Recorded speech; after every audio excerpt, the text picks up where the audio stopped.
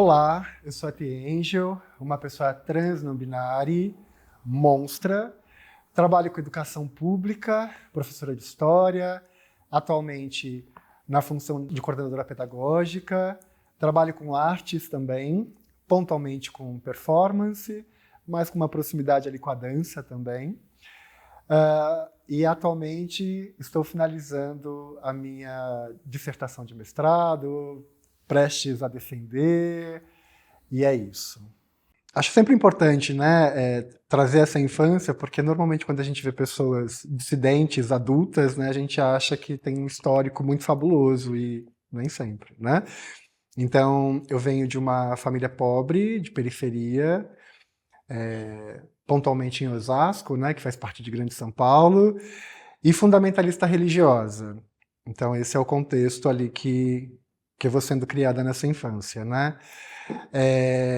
Nesse contexto fundamentalista religioso, então a gente não tinha acesso à televisão, porque era coisa do demônio, livros a gente não tinha acesso também, porque igualmente era coisa do demônio, então o único livro que tinha ali era a Bíblia, né? E a minha coreografia dessa infância era em instituições bastante disciplinares, né? Então era a família, a escola e a igreja. Então era o meu trajeto de circulação e sabia que tinha algumas questões ali que divergiam das outras crianças que eu convivia, né? Não entendia exatamente o que era, mas já tinha ali tem algo de diferente aqui. E as pessoas também percebiam e elas iam sinalizando, né? Então, em relação à forma que eu falava, então, fala igual homem, engrossa essa voz, não sei o que lá, e a forma que eu me gesticulava. Então, dessa forma você não pode sentar, descruza a perna, não faz isso com o corpo, isso é brincadeira de menina, você não pode. Então já iam sinalizando situações ali, né? Que é basicamente domesticar esse corpo. Eu fui percebendo com o tempo, né, depois de adulta, assim, que eu fui ficando muito silenciada nessa infância, né? No sentido de não querer mesmo falar, de ter muita vergonha de me expressar. Então tudo aquilo, né, que o corpo podia produzir, assim, enquanto potência, era, né, segurado, assim, abafado. E eu fui entendendo depois que isso era uma forma de sobrevivência mesmo, né? Porque se a minha voz, a minha forma de falar denunciava alguma coisa errada, né? Então eu silenciava, não falava, né? E quando eu precisava falar, o meu rosto queimava de vermelho, assim, porque, vão perceber que tem alguma coisa de errado, né? Mas isso eu fui percebendo depois de muito tempo, né? E acho importante marcar também que, embora tenha esse processo, né, de controle do corpo, de domesticação, né, de censura e de autocensura, eu fui me tornando uma criança que todo mundo quer ter perto, né? Então, é uma criança pobre, de periferia, mas é uma criança branca, uma criança sem deficiência, é uma criança que vai atendendo, embora pobre, né, os padrões ali burgueses, né? Quieta, não questiona, não fala. Então as pessoas adoram crianças assim, né? Então na família, na escola, na igreja, que criança linda, quer ter perto, quer sentar e não sei o que lá. Só que, né, é uma farsa, é tudo uma farsa. Quando vai chegando a adolescência, né, então vem a grande metamorfose, né? Então de uma hora para outra, essa criança dócil, no sentido de docilização mesmo, que todo mundo queria ter perto, ela começa a ser repelida, né? Porque o que eu conseguia e que eu precisava abafar e ocultar em mim para poder sobreviver, na adolescência eu já não faço muita questão, né? Eu começo a querer deixar vazar, né? E junto com isso vem as modificações corporais. Então, é a metamorfose de Kafka mesmo. Num belo dia você acorda e você é uma barata e as pessoas querem te matar. E é um processo, né? Porque é uma baita ruptura, assim, da criança que todo mundo quer ter perto para adolescente que as pessoas querem repelir, assim, né? Então é um momento que a escola se torna um inferno, que eu não quero mais estudar. É um momento que na família é conflito em cima de conflito, porque se antes eu jogava o jogo, não quero mais, né? E na igreja eu saio. Não tinha como sustentar, né? Então tem essas relações todas aí, né? E que, na verdade, elas são bases também para o que eu venho pensando hoje, né? para que eu venho lutando hoje, para além da educação, inclusive, né, para que essas violências que são, no meu caso, sutis, mas ao mesmo tempo muito intensas e, né, e constantes, elas não aconteçam mais, né? E eu acho importante colocar que, embora tenham sido violências, eu reconheço como tal, né? É, tive muita sorte, né? Porque tem muitas crianças dissidentes, assim, em uma dissidência próxima da minha, que não sobreviveram, né? Que foram mortas pelas próprias famílias, assim. E a gente tem que falar sobre isso também. Então, eu sou uma sobrevivente de um sistema de necropolítica que odeia a diferença. A gente precisa pensar sobre a configuração de família enquanto uma instituição, né? E é muito pesado pensar assim que quando a gente traz essa provocação, essa reflexão, essa tentativa de abrir um diálogo mesmo para poder pensar família enquanto instituição, os grupos fascistas, reacionários, conservadores vão dizer que a gente está propondo o fim da família, né? E a gente está propondo um fim de família que é violento, né, autoritário e que mata pessoas, né? E se a gente pensa essa família nuclear, né, heteronormativa, cis-terrorista, né, a gente precisa conversar sobre isso, né? Porque ela não considera que as pessoas, né, para além pai, mãe, né, as crias todas, elas são vidas, né, próprias, autênticas e que vão construir as suas trajetórias aí. Mas existem as caixinhas, as formas, né, que tem que seguir o mesmo padrão. Quando você desvia, aí é um problema, né? Então, a gente precisa muito parar para conversar sobre tudo isso. E acho que sem receio desses grupos, né, fascistas, porque com fascistas a gente não dialoga mesmo, né? A gente tem que dialogar com uma outra parte da sociedade que está interessada em um outro mundo possível para todas as pessoas, né? Infelizmente é isso, né? A gente ainda continua presa, né, nessa configuração cis-heteronormativa e que não considera outras possibilidades aí, né? No meu lugar da educação, por exemplo, quando a gente fala reunião com as famílias, a ideia é que se vem essa família, pai, mãe, heterossexual, cisgênero, e a gente já tem outras possibilidades de configuração de família, né? E que não são nem consideradas, assim, não são nem pensadas, não são nem imaginadas, assim, estão existindo, estão propondo outras possibilidades, né? Então eu acho que existe um modelo cruel, perverso, muito forte, que é vendido, né, pelos esses grupos fascistas assim recorrentemente, mas existem aí outras formas já em circulação, né, que estão pensando em como eu consigo acolher as minhas crias, como eu consigo propor formas de vidas mais autênticas, seguras, em que essa vida ela possa ser explorada ao seu máximo, né? Não estou preocupada se vai ser hétero, se vai ser pan, se vai ser bi, se vai ser trans, se vai ser cis, né? Eu quero que seja uma pessoa boa para a sociedade, uma sociedade doente, que está morrendo, né? Então, como que eu consigo dar esse passo adiante, né? Que envolve uma destruição de família, né? E é justamente essa destruição de uma família perversa que não cabe mais numa configuração de mundo, né, progressista e por aí vai. Quando você tem um corpo dissidente, as pessoas acham que é um corpo público e que elas podem fazer o que elas quiserem, assim, né? Inclusive matar. E é horrível, assim, porque não é público, né? E eu sou uma monstra, mas eu sou uma pessoa também, né? Então, o toque sem permissão, a ofensa, o olhar de nojo, né? Isso é recorrente também, assim, infelizmente, né?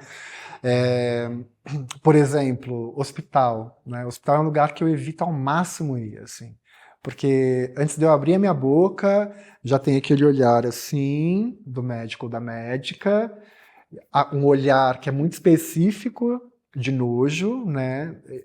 Leu uma abjeção no meu corpo, então tem um olhar expresso que a gente identifica, e parece que nada do que eu fale a pessoa escuta, assim, né? E isso eu tô falando em casos que eu tô doente, então perceba, eu evito ir ao médico mesmo doente porque eu sei que lá eu vou sofrer uma importunação que eu não merecia naquele momento de fragilidade, né? Quando eu penso a questão da minha transição de gênero, então, meu Deus, assim, era tipo rata de laboratório, exatamente isso, assim. Vai em tal lugar porque lá eles vão adorar te estudar. E aí você fica, mas tipo, não é sobre isso, sabe? Então, não é à toa que nós, pessoas trans, procuramos tantas formas outras, né, de terapia hormonal, enfim, de mudança no corpo, porque quando a gente busca o que seria o ideal, o correto, a gente não recebe um tratamento ideal e correto, né, minimamente humano. Quando a gente passa para a esfera da polícia, né, não tive nenhuma situação assim explícita de ser presa, né? Mas também é isso, né? Eu reconheço o meu privilégio enquanto uma pessoa branca, né? Monstruosa, porém privilegiada enquanto uma pessoa branca. Então eu vivo na periferia desde criança, mas eu sou uma pessoa branca. Né? Como eu falei, era criança branca que as pessoas queriam ter perto. É adolescente esquisita, mas que passa, né? Mas tem as situações, assim, por exemplo, em manifestação, ou mesmo eventos culturais, assim, que o seu corpo é sempre um corpo suspeito, né? Então você percebe que tem uma tensão, né? E não precisa ir tão longe, assim. Mercado, principalmente mercado de Playboy, é uma coisa, assim, bairro de Playboy e mercado de gente rica, assim. Você entra e aí você começa a andar nos corredores, assim, você percebe que tem 2, 3 te seguindo, assim, sabe? E não é nem disfarçada a coisa, assim. E dá um mal-estar, porque, caramba, eu só queria comprar a minha soja, sabe?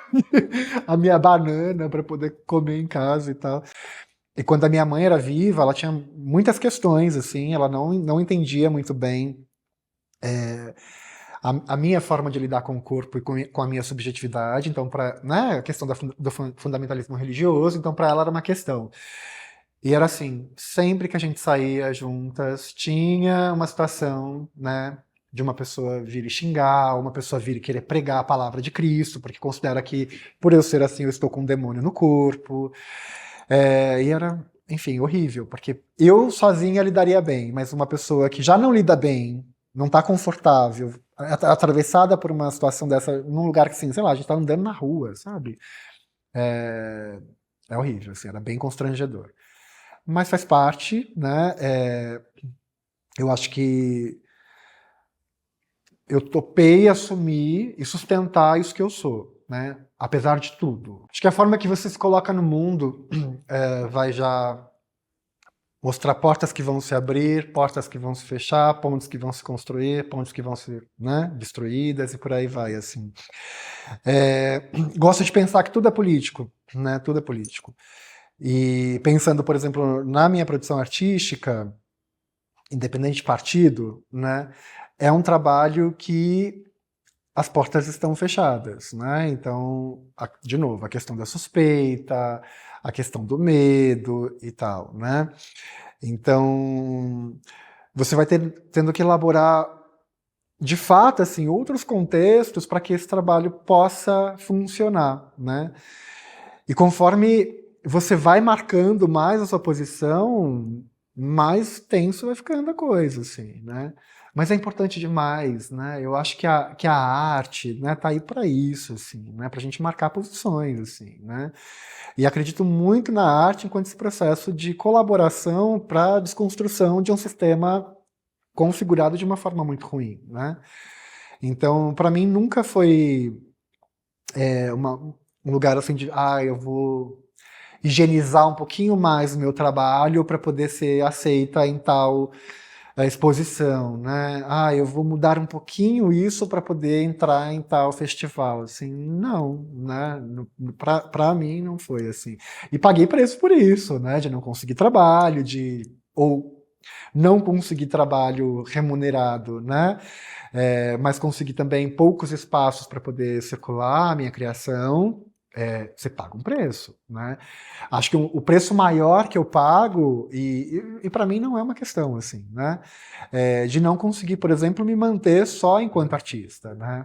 Eu tenho que trabalhar né, enquanto professora para ter o mínimo para sobreviver, pagar contas, comida, né? Um batonzinho, essas coisas todas, o vinho que a gente gosta. Então tem esse trabalho que vai dar o aqué, mas tem uma outra criação que é isso. Eu assumi essa posição, assim, eu não vou ceder, né? Então, por exemplo, eu trabalho com a suspensão corporal nas artes, né? E aí é um grande problema. Então, os espaços não se abrem, assim. Dá para fazer esse trabalho sem colocar o gancho na pele? Não dá. Você vai ficar sem trabalho, tudo bem. Dá para fazer esse trabalho sem sangrar tanto? Eu não consigo fazer esse controle, né? Não posso te prometer. Estava até conversando agora no grupo de pesquisa que a gente está organizando um evento, né? E vai ser num lugar meio chique, assim, ali da USP e tal. E aí falaram assim, mas você quer fazer a performance dentro desse espaço? Eu falei, aham, sim. Mas você vai sangrar. Pode deixar, eu vou sangrar suavemente. Mas eu não tenho esse controle, né?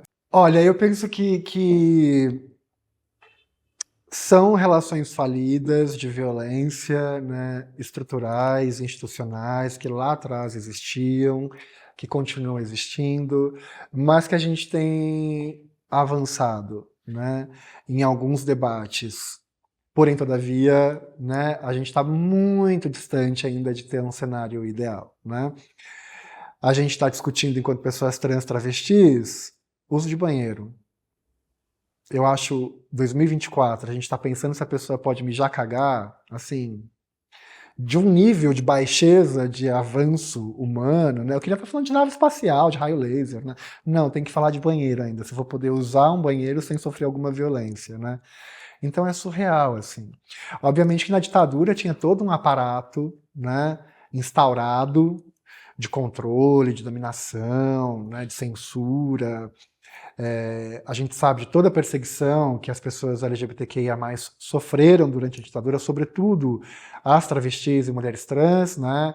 Se a gente pensa em São Paulo, a Operação Tarântula, que é um marco da violência institucional contra um grupo específico, né, uma população super já vulnerável e ainda mais violentada por um aparato policial, né, que supostamente fala de uma segurança, de uma proteção, e que a gente sabe que é balela, né? É uma instituição de morte que tem trabalhado para matar pessoas. No entanto, hoje a gente está nesse lugar ainda, né? Temos uma democracia, supostamente, né? Mas quando a gente pensa os grupos minorizados, dissidentes, ainda alguns debates a gente está num plano assim bem baixo, bem raso. Se a gente pensa a questão da educação, né? Falar sobre diversidade sexual e de gênero na educação é um grande problema, né? A gente tem que pensar na quantidade de projetos de leis que são criados assim anualmente contra a linguagem neutra, contra o uso de banheiro para pessoas trans, assim, é sempre contra, né? Nunca tem nada a favor, assim, para pensar nas diferenças todas, né? Como que eu consigo acolher essa pessoa? Como eu consigo oferecer cidadania plena, né? Nunca tem, principalmente desses grupos, né? Com grande voz hoje, né? Ironicamente, com tanta voz quanto lá na ditadura, né? Esses grupos fascistas, conservadores, de extrema direita, né? Infelizmente não só no Brasil, né? A gente acompanhou todo o drama da França agora, que conseguiu virar, mas assim, que tensão que foi, né? Na América Latina a gente vê isso também o tempo inteiro, se desdobrando, acontecendo, e as pessoas brigando e resistindo. Mas a gente está ainda precisando avançar. Adoro a Jota Mombassa, que é uma artista incrível, uma intelectual, e que ela fala que sabe que eles vão vir para nos matar, né? E que eles não sabem que somos imorríveis, que a gente se espalha, não enquanto um povo, mas enquanto peste. Que pergunta, não? Eu acho que não. Enquanto o sistema capitalista estiver sendo o sistema, né? Acho que essa lógica burguesa ela vai continuar sendo atrativa para as pessoas, né? É onde as pessoas querem chegar, né? Para ter algum tipo de poder, né? Para oprimir outras pessoas, para achar que teve algum tipo de sucesso, né? Então, enquanto esse lugar ele continuar sendo um lugar que as pessoas almejam estar, a gente está doente, né? Porque é justamente o sistema todo que está destruindo o planeta, que gera miséria, que gera morte, né? Então não tem que ser um lugar que a gente tem que almejar, né? Ao contrário, né? É, tem que ser um lugar que a gente precisa destruir, pensar em distribuição de renda, pensar em outras possibilidades aí, né? Em como que eu cuido desse planeta de uma forma que, né? Quem sabe, talvez a gente salve alguma coisa ainda. Mas é muito forte. Se a gente pensa, por exemplo, o discurso das igrejas, né, desse fundamentalismo religioso todo, está ligado com isso, com essa ideia de ascensão social, ascensão econômica, né, que é chegar perto desse lugar burguês, que é chegar mais perto, então, desse lugar branco, europeu, norte-americano. Percebe? É toda uma lógica hedionda, na realidade, assim. Eu estou muito tranquilo abraçando o fracasso. Eu quero cada vez abraçar mais o fracasso, assim. Então eu vejo esses lugares todos assim, falando, "Oh, que bom que eu não tenho essa ilusão, a pretensão de chegar perto, de estar sentando nessa mesma mesa, né? Eu acho que vai em diálogo muito daquilo que a gente falou de não negociar algumas coisas, né? Então, para mim, para minha trajetória de vida, para a forma que eu enxergo a ética de existir, assim mesmo, não me vejo sentada na mesa, né, tranquilamente dentro de um pensamento assim, né? Eu vejo me vejo numa outra posição, assim, virando a mesa, colocando fogo e falar, isso não tem que existir mais, assim, né? É uma turma bastante adoecida, né? Bastante adoecida e que a gente está no lado oposto, né? No combate a essas ideias todas, né? Que no nosso campo não faz sentido. Então é uma turma adoecida e que vai adoecendo todo um sistema, né? E a guerra de classes, né? E a gente não quer estar na mesma mesa falando assim, eu acho que é isso, né? A gente caiu muito no lugar, não, porque tem que fazer a reconciliação. Eu não quero fazer a reconciliação com essa galera, assim, sabe? Essa turma que é morta, que é a minha gente morta, né? Que é a destruição da educação pública, que é a destruição da ciência, não se importa com o meio ambiente, assim. Não tem reconciliação com esse tipo de gente. Não tem. Paulo Freire já falou muito sobre isso, né, da importância que a gente tem de matar o opressor dentro da gente, né? Porque é um sistema muito sedutor, né, se a gente for pensar assim. E quando a gente está falando de que não vai sentar com essa galera, que não tem negociação, está dizendo que a gente está fazendo voto de pobreza, não é nada disso. Assim. A gente está falando de um sistema que, né, perpetua desigualdade, violência, morte, massacre, por aí vai. Mas essa questão em específica que você traz, eu acho que também é uma realidade que a gente tem que considerar, né? Por isso a importância de pensar sempre um trabalho organizado, um trabalho coletivo, né? Acho que essa questão ela pode estar muito impregnada em pessoas que têm uma perspectiva mais individualista, de luta, né, contra as desigualdades, né? De pessoas que ainda não conseguiram avançar tanto em letramentos, né, políticos, e aí cada qual os seus, assim, né, mas é uma realidade, assim. Esse sistema capitalista, né, ele é muito sedutor, ele é muito perverso, inclusive na sua sedução, né. Então, se a gente não se liga, não faz esse trabalho organizado, esse trabalho de base, esse trabalho coletivo, a gente pode cair nessa cilada mesmo, né? Que é da assimilação, inclusive, da cooptação do capital, né? A gente tem que estar sempre assim muito atenta, muito sensível à escuta, inclusive, né? Para não cair nessa armadilha, né? Porque ela está o tempo inteiro seduzindo, o tempo inteiro, o tempo inteiro.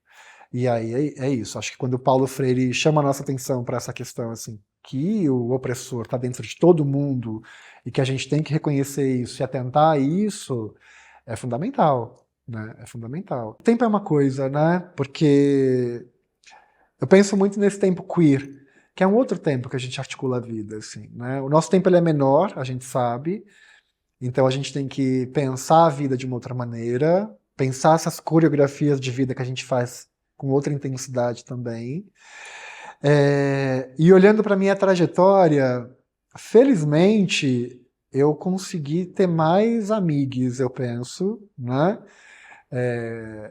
Não só construir essas relações de afeto, mas também conservá-las durante o tempo. Algumas eu gostaria de conservar mais, mas como eu falei, o nosso tempo é outro e as pessoas morrem cedo demais no meu campo, né? O que é lamentável, é lamentável. Mas, ao mesmo tempo, tem aí também as pessoas, né, que a gente não consegue estabelecer uma relação de amizade, né, ou de parceria por muito tempo. Porque faz parte da vida, né? Não dá para, enfim, ser feliz e ter boas relações o tempo inteiro com todo mundo, porque a vida é complexa, né? Somos seres complexos. Mas de tudo, o que me dói mais, eu acho que é quando a gente estabelece uma relação de amizade, afinidade, e vem o tiro o tiro. Acho que o tiro amigo é o que dói mais, assim, né? Há uma questão, assim, um cuidado que primeiro que a gente tem que ter, que não é, acho que não é generalizar, né, todo um grupo, mas entender que isso também faz parte, né? É, são multifatores, eu penso, né, que a gente pode olhar para essa questão, assim. Nunca li nada a respeito com mais profundidade, mas assim, com base numa experiência bastante pessoal, assim, né? Vou percebendo várias camadas, assim, né? Então, por exemplo, no meu lugar de produção artística foi sempre um lugar de guerrilha, de não ter recurso, de não ter possibilidade, de ter que inventar rotas para poder fruir. Então, é um outro lugar de criação artística, né? Que eu penso que é um lugar de uma turma que está nas ocupações, que está nas favelas, que está na rua, de fato, que vai tendo que usar a criatividade não só para compor a criação artística, mas também como que eu coloco isso para o mundo, né? Quando a gente vai para essas as artes, ainda que não as belas artes da galera burguesa, das grandes galerias, que, né, milhões e milhões envolvidos aí, mas uma turma, né, que está conseguindo fruir o trabalho em instituições, em companhias, etc, etc, etc, eu acho que a gente vai ter um pouco de tudo, né? A gente tem que considerar também que o tempo que temos agora, esse tempo histórico, ele é muito complexo, né? Acho que não justifica tudo, mas é uma questão, o quanto que a vida ela foi precarizada, o quanto que as pessoas precisam trabalhar em milhares de coisas para poder ter o básico, para poder sobreviver, né? Acho que um exemplo que sempre me vem à cabeça, assim, é uma amiga que é da dança e que não conseguia se manter com a dança, né? Então trabalhava em restaurante para poder sobreviver e depois conseguir dançar também. O quanto que as pessoas também vão desistindo do processo nesse sentido, né? Porque não consegue sustentar mesmo, então o cansaço toma, né? O tempo passa, e aí você vai ter que fazer escolhas, assim. O meu caso específico, como eu já mencionei, né? Eu tenho que trabalhar com a educação para sustentar um trabalho de arte, então eu tenho que fazer um equilíbrio. Mas vejo que tem muita gente combativa, muita gente brigando, muita gente enfrentando ali na esfera municipal, na esfera estadual, na esfera federal, né? Para tentar conseguir políticas públicas básicas, né? Tem um bailarino da Argentina que eu acompanho muito a briga dele por lá, ainda, principalmente agora, com o Milei lá destruindo tudo, né? O quanto que isso é angustiante, e a gente sabe o quanto que foi angustiante para a gente nos anos de Bolsonaro aqui, né? O quanto que a arte, a cultura, a ciência, a educação sofreu, né? Mas é isso, o mundo ideal seria que houvesse uma mobilização muito maior, de uma massa de pessoas, assim, para poder avançar num tempo menor. E a população sente que houve uma piora, né? Então eu vou pensar a educação lá, né?